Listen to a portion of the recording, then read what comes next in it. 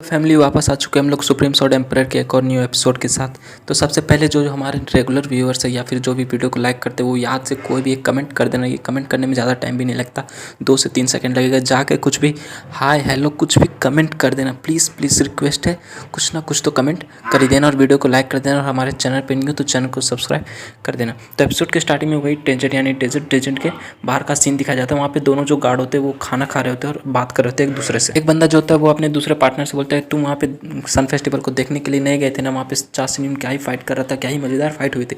वो बोलता है कि नहीं मैं वहाँ पे गया नहीं था, लेकिन मैंने उस सन फेस्टिवल का एक वीडियो देखा और मुझे वीडियो देख के भी काफ़ी ज़्यादा मज़ा आ गया। तभी वहाँ पे उन लोग का चीफ सेक्रेटरी जो था डाउन गिल्ड वो वहाँ पे आ जाता है और बोलता है कि क्या तुम लोग यहाँ पे खेल खेलने आए हो, यहाँ फिर यहाँ पे तुम लोग को सिक्योरिटी गार्ड का भी कोई ड्यूटी है। बोलता है कि चीफ सेक्रेटरी आप यहाँ पे, बोलता है कि गेट ड्यूटी तो ऐसे ही हो जाती है ना, यहाँ पे जो मन वो खा सकते हैं, हम लोग आराम कर सकते हैं, वैसे भी गेट ड्यूटी पे ज़्यादा कुछ करने के लिए रहता नहीं है। वो बोलता है कि हाँ वो सब तो ठीक है, फिर भी तुम अपने गार्ड को हटा नहीं सकते, तुम यहाँ पे गार्ड के तौर पे और तुम्हें यहाँ पे सावधान तो रहना ही चाहिए। चीफ सेक्रेटरी बोलता है कि चूंकि हमें पता है कि ट्विलाइट गिल्ड अभी काफ़ी कम एक्टिव है और वो आराम से कहीं पे बैठे हुए और ज़्यादा अभी इधर उधर हुलचुल नहीं मचा रहे, फिर भी हम लोग को तो हमेशा रेडी रहना चाहिए, पता नहीं वो लोग कब उठ जाए और कब हम लोग पे अटैक करने के लिए आ जाए। वो बोलता है कि हाँ आपकी बात तो सही है, लेकिन तभी वहाँ पे दिखाते हैं उनकी तरफ एक जोरदार अटैक होने वाला होता है। ये देख वहाँ पे जितने भी तीनों बंदे होते हैं, तीनों के तीनों बंदे काफ़ी ज़्यादा हैरान हो जाते हैं। वो देखते हैं कि वहाँ पे तीर होता है, एक एरो होता है जो कि एनर्जी से बना हुआ होता है, मतलब कि एनर्जी उस पर लगा होता है और वो एरो बहुत सारे एरो होते हैं, वो सीधा उन लोग के तरफ आके गिरता है। वहाँ पे एक जोरदार ब्लास्ट होता है। उस ब्लास्ट के बाद का सीन दिखाया जाता है कि चीफ सेक्रेटरी जो तो काफ़ी ज़्यादा घायल हो जाता है, वो वहाँ पे उठ के बैठ जाता है। बोलता है कि ये तो एक शूटर स्किल का मेट्रियोर शूट था, मतलब कि काफ़ी जोरदार ब्लास्ट था। फिर यहाँ पे चल क्या रहा है, ये टेंजेट का जो रेड था ये काफ़ी सीक्रेट था और इस गिल्ड के अंदर काफ़ी कम मेंबर्स को ये पता था कि हम लोग यहाँ पे आज रेड पे आने वाले हैं। तो आखिर यहाँ पे कौन हो सकता है? वो बोलता है क्या ये ट्विलाइट गिल्ड के मेंबर कोई हो सकते हैं क्या? उन लोग को ये सब बातें किसने बताई होगी? तब यहाँ दिखाते हैं धुएं में, सामने जो धुआं था वहाँ पे से एक बंदा निकल के आता है और वो बंदा जैसे चीफ सेक्रेटरी के सामने आता है, चीफ सेक्रेटरी को देख के वो बोलता है कि चीफ सेक्रेटरी आप यहाँ हो, क्या आप सही हो, आपको ज़्यादा चोट तो नहीं लगेगी? वो बंदा जो होता है वो डाउन गिल्ड का एक डायरेक्टर होता है। ये देख के चीफ सेक्रेटरी काफ़ी ज़्यादा खुश होता है, बोलता है कि भगवान का लाख लाख शुक्र है कि यहाँ पे हम लोग के डाउन गिल्ड के जो डायरेक्टर आ चुके। बोलता है कि यहाँ पे आखिर चल क्या रहा है, मैं यहाँ पे आया और अचानक से किसी ने हम पे अटैक कर दिया। बोलता है कि हो सकता है कि ये ट्विलाइट गिल्ड का कोई स्नीक अटैक हो। मुझे ये देख के काफ़ी अच्छा लगा कि आप यहाँ पे सुरक्षित हो, क्योंकि ये अटैक जो था वो काफ़ी ज़्यादा पावरफुल था और अब बच गए, ये भी काफ़ी बड़ी बात है। चीफ सेक्रेटरी बोलता है कि वो लोग कमीने गिल्ड वाले वो लोग अभी तो शांत बैठे थे, पर अचानक से उन लोग को क्या हो गया, वो लोग हम पे अटैक करने के लिए क्यों आ गए? उसकी ये सब बातें सुन रहा था पीछे उसका खड़ा जो डायरेक्टर था टाउन गिल्ड का वो चीफ सेक्रेटरी मनी मन सोच रहा था कि जो गिल्ड लीडर और वाइस गिल्ड लीडर अंदर डेंजर के अंदर गए, उन लोग को अभी रेड कंप्लीट करने में अभी भी 1-2 घंटा टाइम लग सकता है। क्या मुझे डेंजर के अंदर जाकर उन लोग को इन्फॉर्म कर देना चाहिए, या फिर वो अभी सोच ही रहा होता है। तभी वो काफ़ी ज़्यादा शौक हो जाता है, काफ़ी ज़्यादा हैरान हो जाता है। डायरेक्टर से पूछता है, डायरेक्टर तुम्हें कैसे पता चला कि हम लोग यहाँ पे हैं और यहाँ पे एक डेंजर का रेड चल रहा है? वो अपनी बात कंप्लीट भी नहीं कर पाया था। तभी जो डायरेक्टर होता है वो अपना एक बड़ा सा पंच बनाता है, उसकी तरफ एक जोरदार अटैक कर देता है, जो कि उसके सीधे से सीधे स्टोमक को यानी कि पूरा छाती को फाड़ के बाहर की तरफ निकल जाता है और उसके ब्लड से मुँह से भी काफ़ी ज़्यादा ब्लड निकलता है और वहीं पे वो मर जाता है। वो डाउन गिल्ड का डायरेक्टर जो तो बोलता है कि मैं तुम्हें सब कुछ बता दूंगा, लेकिन उसके लिए तुम्हें जिंदा रहना पड़ेगा, लेकिन तुम तो जिंदा ही नहीं हो, तो तुम यहाँ पे मर चुके हो चीफ सेक्रेटरी। यहाँ पे तीनों को मारने के बाद वो डायरेक्टर वहीं पे खड़ा हो जाता है, बोलता अपने कान में जो ईयरफोन लगा होता है उसमें बोलता है एयरपोर्ट,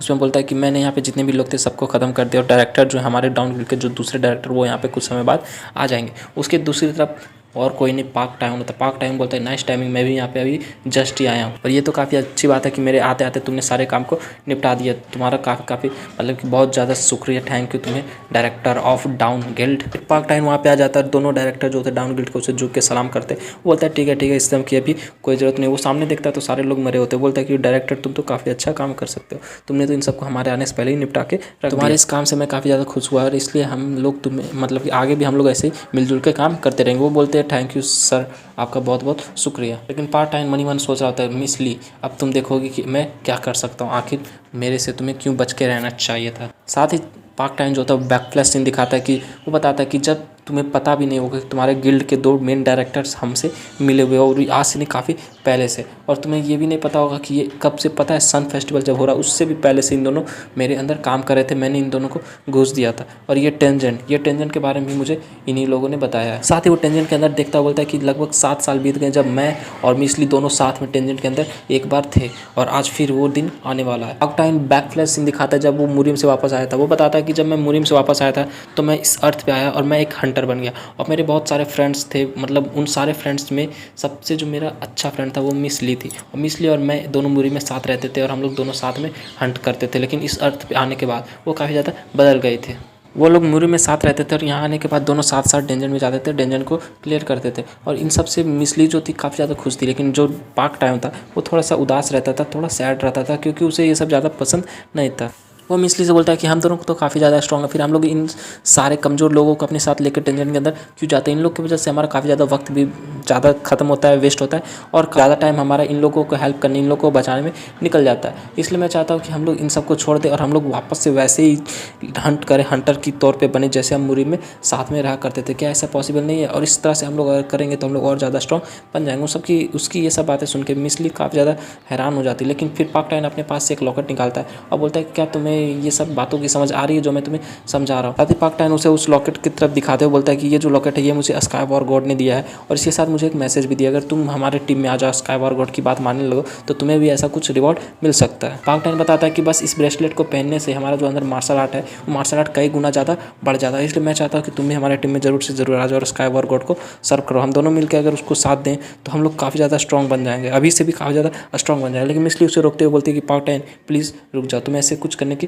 जरूरत नहीं है। पाक टाइन उसकी ये बात सुनकर काफ़ी ज़्यादा शॉक हो जाता है। वो बोलती है कि मैं जानती हूँ कि तुम्हें यहाँ पे आके काफ़ी अजीब लग रहा है, तुम्हें काफ़ी ज़्यादा डर लग रहा है, इससे तुम खुद को स्ट्रॉन्ग बनाना चाहते हो, लेकिन ये मुरीम नहीं है, यहाँ पे सब चीज़ नॉर्मल चल सकता है, हम लोग यहाँ पे नॉर्मल लाइफ जी सकते हैं। और यहाँ पे ऐसा नहीं कि हम लोग को स्ट्रॉन्ग बन के ही रहना, हम लोग जैसे बने हैं हम लोग यहाँ पे रह सकते हैं और अपनी नॉर्मल लाइफ जी सकते हैं। इसलिए मैं नहीं चाहती कि मैं ज़्यादा और स्ट्रॉन्ग बनूँ, बस मैं इन लोगों के साथ यानी कि अपने फ्रेंड लोग के साथ काफ़ी ज़्यादा खुश हूँ, और मैं बस इन सब के साथ ही अपना बाकी की ज़िंदगी गुजारना चाहता, और वो जो मुरी में हमारा पेनफुल लाइफ था उसे ही दोबारा याद नहीं करना चाहती। वो स्काई वॉर गॉड ये सब के बारे में भूल जाओ। इसलिए मैं कहती हूँ तुम भी मेरे साथ आ जाओ। और ये सब कहते हुए मिसली अपने दोस्तों के पास चली जाती है। पाक टाइन पीछे अकेला खड़ा हो रह जाता है। वो अपने ब्रेसलेट को अपने हाथ में पकड़ बोलता है कि मैं सोच रहा था कि मिसली तुम भी मुरीम से आई हो, मैं भी मुरीम से आया हूँ, इसलिए तुम मेरी दर्द को समझ सकोगे, मेरा साथ दोगे, लेकिन तुम भी उन कमज़ोर लोगों के साथ जा रही हो जो कि बस हमारे लिए बोझ है, और बस हम हर दम उन्हें बचाना पड़ता है। ऐसा हम लोग क्यों करें जब हम लोग और ज़्यादा स्ट्रॉन्ग बन सकते हैं। मैं उन सबको जरा भी पसंद नहीं करता, मैं उन लोग से नफरत करता हूँ। साथ ही दिखाते हैं उस टेंशन के अंदर पाक टाइन सबको मारे, जितने भी मॉन्स्टर होते हैं उन सबको मार रहा होता है, और वो साइड में देखता है तो उसके जितने भी टीममेट होते हैं काफ़ी ज़्यादा वीक होते हैं, सब मॉन्स्टर से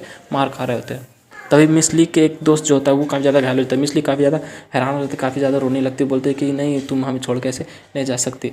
लेकिन पाक टाइन मन ही मन सोच रहा था कि ये लोग ऐसा तो होना ही था, ये मॉन्स्टर इतना ज़्यादा कमज़ोर है, फिर भी ये लोग इस छोटे से मॉन्स्टर से हार गए, ये और कितने ज़्यादा कमज़ोर हो सकते हैं, इन सबको हम कब तक आखिर बचाते रह सकेंगे।